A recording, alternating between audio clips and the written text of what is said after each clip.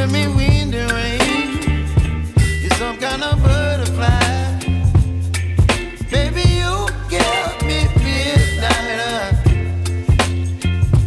You whip up my appetite. Don't leave me here high and dry.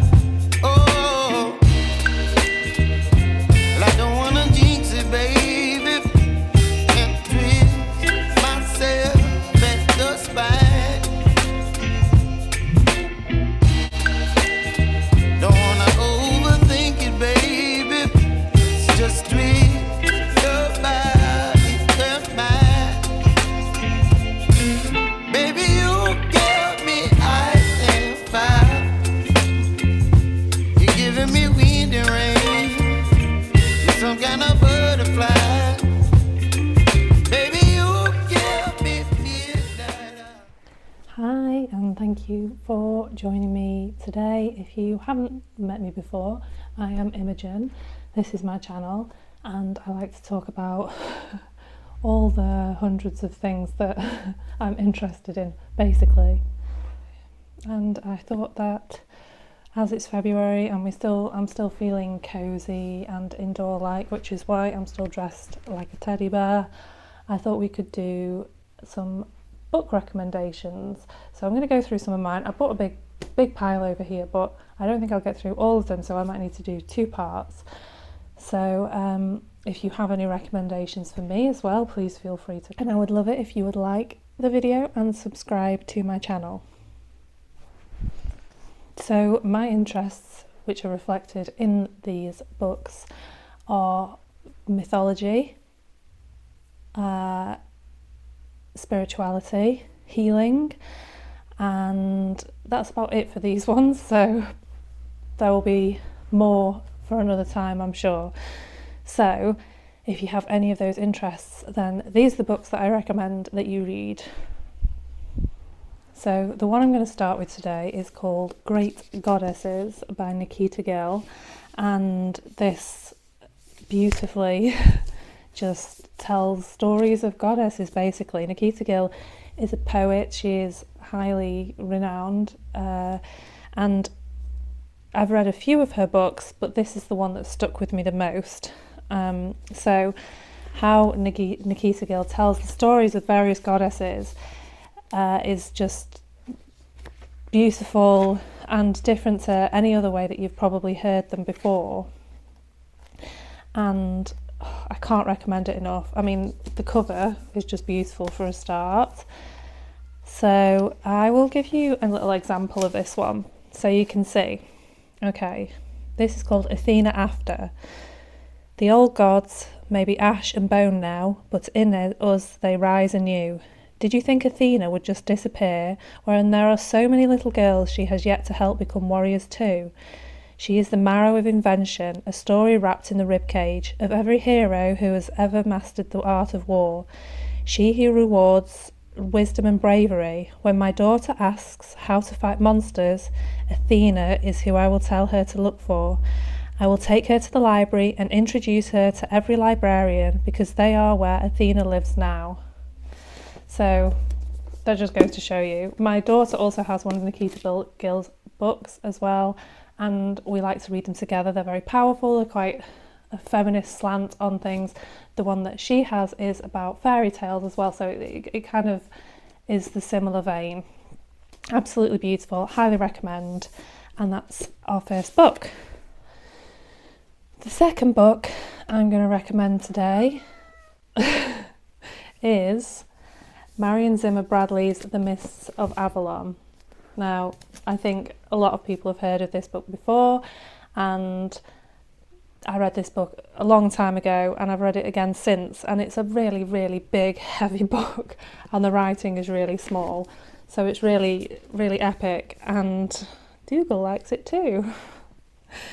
So, The Myths of Avalon is a fiction story. It's about the legend of King Arthur, but as seen from the point of view of the women in the legend, such as Morgan Le Fay and Guinevere and other characters that are in it. And it's such a huge book to read, but I just really recommend it. And I really love, obviously, mythology and legends, and because it's related to the land I was born in, I really just love hearing about how things changed, or, well, legend says how these things changed, and this book is very much about how the beginnings of turning Britain into a Christian country, and how it was changed from a pagan country, and how most people believed in paganism, and then obviously the Romans came and brought Christianity to the island. And there's a lot about kind of how people were battled between choosing the religions of old and trying to change into the new acceptable religion, as it were. And it was obviously a difficult and problematic time, and this book is like a connection to how things were. And obviously it's not factual, but it kind of gives an insight into how things were before Christianity and how people might have acted, and you know, how difficult it would be to make the decision to change over, even for King Arthur himself, who was the first Christian king in England.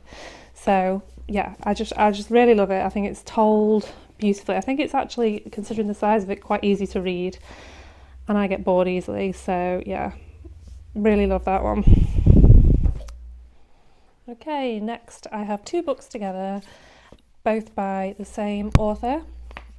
These books are by Irisanya Moon, and back when I used to host a podcast, I had Irisanya Moon come onto my podcast and talk about her relationship with Aphrodite specifically. So if you've seen my Etsy shop, link in description, you'll see that I have many books on there about how to work with different goddess energies, and one in which I really love to work with is Aphrodite. So I bought this book, I contacted Irisanya, and we had a great chat, and then after that I bought her book about Iris as well. So obviously Aphrodite is the Greek goddess of love and beauty, and Iris is the Greek messenger of the gods. And I bought the Iris book not knowing much about her. There's very little information about her in mythology, in the ancient sources of writing that we have. So it's really interesting to find out more about her. And Irisanya, she takes different sources, different ancient sources for both of them, and puts together, you know, a compilation of their stories in ancient literature. And not only does she do that, but she also puts a lot of information about her own relationship with these goddesses. So she'll talk about how she discovered them, how she works with them, and gives you ideas to work with them as well. And I highly recommend both of those if that's your kind of thing. Okay, we're getting through these now. Right, the next one, Moonology by Yasmin Boland. So if you've seen my moon ritual videos, I did two. I did a new moon one and a full moon one recently, and most of the things I work with on the full moon and the new moon come from this book. I have added a few things in, as you'll see in the videos, but this book is just so good if you want to work with the moon and moon magic.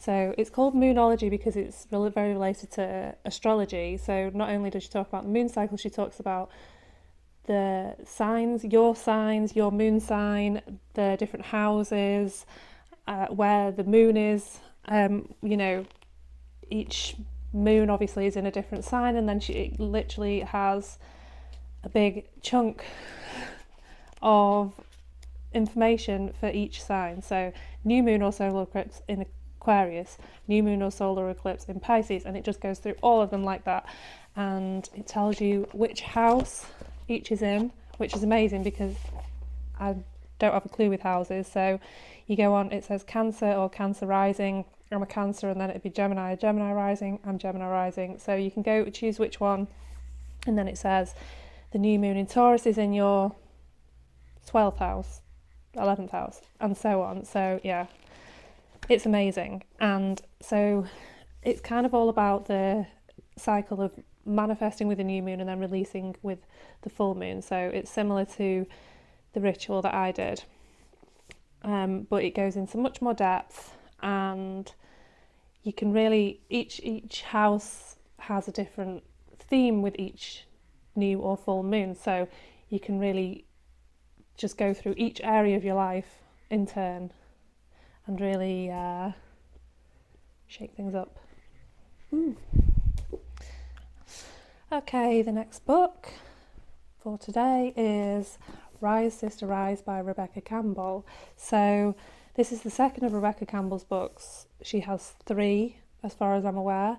The first one was Light is the New Black, then there's this one, and then the next one is Letters to a Starseed. So I first read Rebecca Campbell's first book very long time ago, back when I really was starting to discover energetics, spirituality, and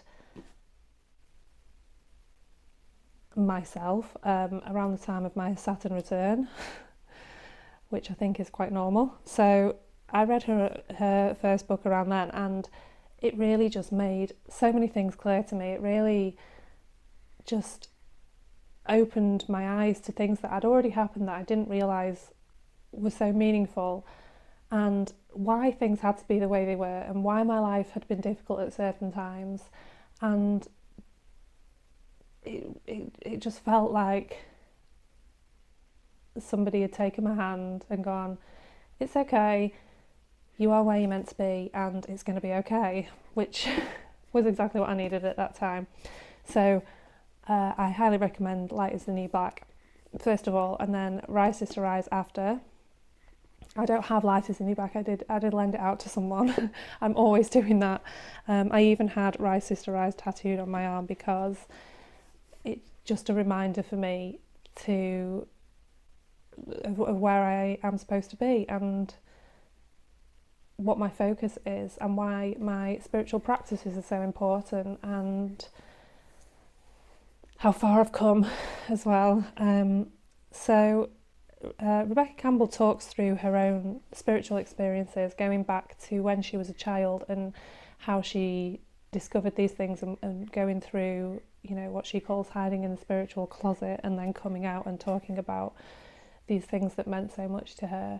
And I also have 3 decks of cards that she's done too, oracle cards, and I just think they are so beautiful, and their energy is so calming and accepting and loving, and that's really how I see her as a writer as well. So yeah, if you're a bit lost, if you're discovering, and if you want a starting point, this is a really good starting point, definitely.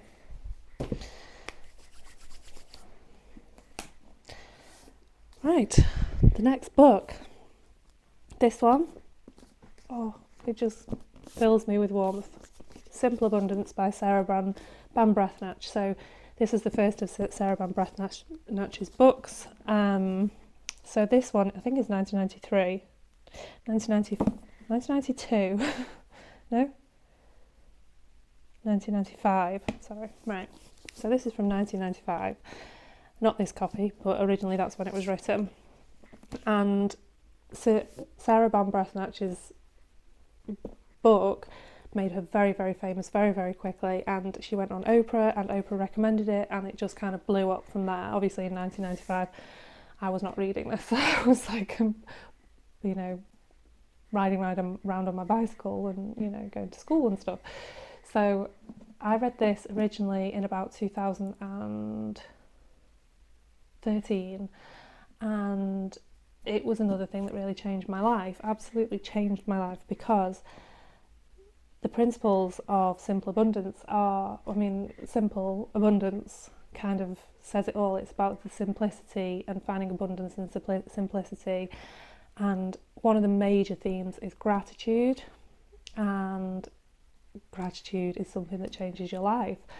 Once you tune into gratitude, more good comes to you. And so this is a great book to start on with that. But one of the things I really love about it is it has a page or a paragraph or a section for each day, sometimes a little more than a page, sometimes a little less. So it goes from January 1st to December 31st, including a day for a leap year. And it just has something to think about and meditate on for every single day of the year. And so it's just like a really nice way to start your day and to think about or to end your day if you want to do it that way. So I'll give you an example. I'll do February 3rd because that is when I'm going to let this video out. Okay. Oh, amazing. Discovering your authentic self. To love oneself is the beginning of a lifelong romance. Oscar Wilde. So it always starts with a quote as well. One of the surprises that comes when you catch glimpses of your authentic self is the discovery that she is such a positive, upbeat woman. She's always smiling, she's always calm, she's always reassuring. She exudes confidence. Who is this woman, you might ask? And does she bear any resemblance to you? Yes and no. This is who you are on the inside. This is the real you. If you don't act this way all the time, it's simply because you haven't evolved to a higher plane of existence yet. Neither have I. Marion Williamson believes this will come when we embrace the goddess who resides within. When a woman falls in love with the magnificent possibilities within herself, the forces that would limit those possibilities hold less and less sway over her, she writes in A Woman's Worth. But occasionally we get glimmers of what it's like on this higher plane. On a good hair day, when we've had 12 hours of sleep, when we saw through a business meeting, thoroughly prepared, when we fit into last year's clothes, when we throw a great party and everyone enjoys themselves immensely. When moments like this occur, we tend to think that all's right with the world. Everything just fell into place. What we don't realise is that all's right with ourselves. We're in the flow of life and loving it. We're in a place, that special alignment when authenticity and reality merge into wholeness. But how do we tap into this spiritual energy source more often? How do we access the flow of life more frequently? How do we learn to live at full throttle? Meditation helps, so do long walks, soaks in scented bubble baths, washing our hair a day before it needs it, smiling at everyone we meet, being more gentle with ourselves, watching a sunrise or a sunset, petting an animal, playing with a child, having some small pleasure to look forward to every day, being grateful, but above all, being open to change, welcoming it. Watch, wait, time will unfold and fulfill its purpose, Marion Williamson advises. While we wait, we must not go unconscious. We must think and grow, rejoice and dream, but kneel and pray. There is a holiness in the air today. We are giving birth to goddesses. They are who we are, for they are us, friends, therapists, artists, businesswomen, teachers, healers, mothers. Start laughing, girls, we have a new calling. So that's just an example of one entry in this book, and it has thoroughly encouraged me to start reading it again. So I've read quite a few of Sarah Breathnach's books, and I recommend all the ones I've read, and I can't think of them off the top of my head, so I'll look them up. One of the ones that I read is called Peace and Plenty, and that's very much about managing your finances differently and kind of relating the financial to the energetic. And that's really interesting because after Sarah Breathnach rose to fame and fortune, she did lose everything, so she weaves in her own story as well, which is really interesting. Romancing the Ordinary, that was the other one, and it's kind of similar to Simple Abundance, and it has a page for each day, and I recommend that one as well. And then I have one for my daughter called The Best Part of the Day, which is a kid's book as well, but it's about introducing children to a gratitude practice. So we love Sarah Breathnach. Okay, I think I've talked enough again for today. So you have 1, 2, 3, 4, 5, 6, 7 books to go and find, and a few more that I've mentioned in between. So hopefully you've found something there that will inspire you and that you can start to read and get cozy and just enjoy some time with yourself. So I have another couple on my pile here, and then I have loads more over there that I really want to recommend, so I will do this again one day. And don't forget, please, to leave me your book recommendations as well, anything to do with witchiness, spirituality, healing, mythology, yes, anything like that. I would love to hear your recommendations. So thanks again for watching today. Thanks again for watching, and I hope that you enjoyed today's video, and I will be back soon. So lots of love.